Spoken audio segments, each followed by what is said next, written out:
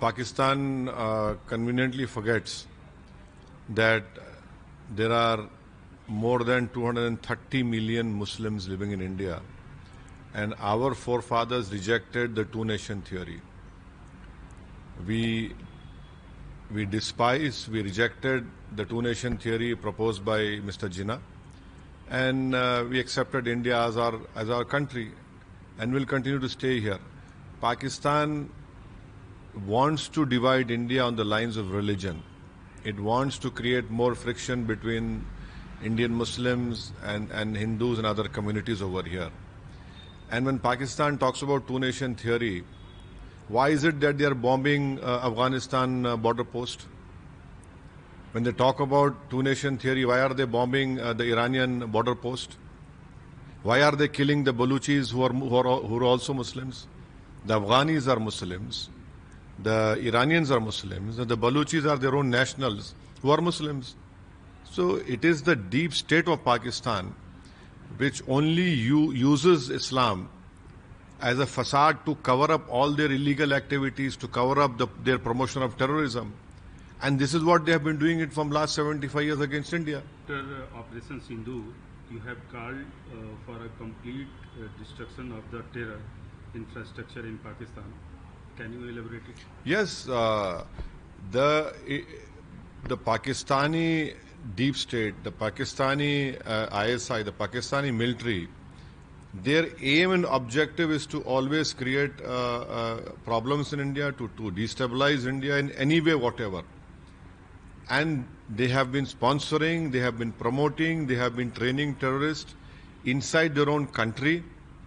And there are various satellised images as well which can prove this. So it is high time that these terrorist camps, these terrorist organizations, despite they being banned by US, for example, for your viewers to understand, when India bombed in Bahawalpur, and a terrorist organization head office which was a shelter to train people in arms, the terrorists who were killed over there, their last namaz, the janaza namaz, was performed by a person who is a designated terrorist in US, Hafiz Abdul Rauf. Why can't the world see this? And behind, in that prayer, all Pakistani army people were standing, personnel were standing wearing army dress. So we as a country, how long can we take this? How long can we allow Pakistan to come inside our country and kill people? And the most unfortunate incident of Pahalgam, the world should realize and see that if tourists go there to have a good holiday, these terrorists who came from Pakistan, they separate the families, they separate women and children, and then they ask the male person whether they can recite the kalema. If they cannot recite the holy kalema, they were shot dead in front of their families. You know, can anyone imagine the pain, the scar which this whole families will carry to the rest of their life? So it is high time that this terrorism sponsoring by Pakistan should come to an end. Full stop. There should be full stop to it. Sir, India is targeting terror bases in Pakistan, while Pakistan is attacking civilians targeted in Jammu and other areas. What does this say? The Poonch, which is a border village, due to Pakistani army shelling, 16 people have lost their lives. And in that 16, there were 4 small children whose ages were less than 10 years. An imam of the masjid, Maulana, was killed in that firing. A Sikh Gurdwara was damaged. Their complete houses were damaged. People were lying injured on the roads. Now one additional deputy collector, a civil servant, was assassinated in Rajouri. You know, you are sending drones which are killing common people. They have damaged a hospital in Srinagar, a hospital in Jammu. This is what Pakistan has always been doing, and this is what Pakistan will continue to do. Would you say that all religions in India are united and fighting the common enemy, which is Pakistan? Definitely. This time around, the unity and the unanimity I'm seeing in our country against Pakistan-sponsored terrorism is tremendous, and all the tricks and all the deviousness which Pakistan possesses, which are trying to create differences, it will not work this time around. The country is united in ensuring that we must put an end to this Pakistan-sponsored terrorism in India.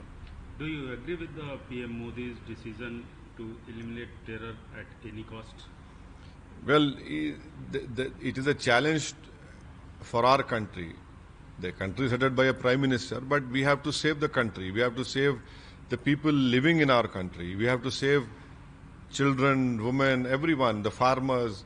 So it is high time that we put an end to this Pakistan-sponsored terrorism. Western world has been reluctant to call Pahalgam attack as a terror attack. Your views? It is most unfortunate. I mean, I'm perplexed, I'm shocked that how can you use words as militants or gunmen? These are people who came into India and they only shot people who were not Muslims. What would you call them? If a terrorist comes and asks you what is your religion, can you recite the holy kalima, which is an assertion of our faith, and they kill in the name of religion? So they are terrorists only. How can you have two rules? If something happens in their country, you call it a terror sponsored or a terrorist attack, but why not Pahalgam?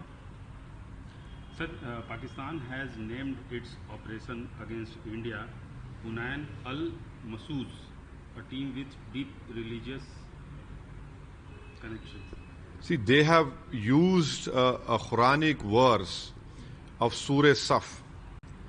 That is, they have used verse number 4. But they have conveniently forgotten what in that same chapter, verse number 2 says. O believers, why do you say what you do not do? And then the verse which they have used in Quran, that is that you should unify and stand as a concrete structure. Can Pakistan tell the world why are they shooting at the Iranian checkpost? Why are they shooting at the Afghani checkpost? And why did they shoot the Bengalis in East Pakistan? Where was this word, Bunyanan Marsusan? Have they forgotten what they did in Bangladesh? Have they forgotten what they are doing to the Baluchis? Don't they remember Bunyanan Marsusan when you are shooting your own Baluchis over there? So it is really despicable that you use a verse of Quran of a particular chapter and you forget when Allah is saying how despicable it is the sight of Allah that you say what you do not do. This in itself is a clear proof of the hypocrisy which is practiced by the Pakistani army. Subscribe to One India and never miss an update.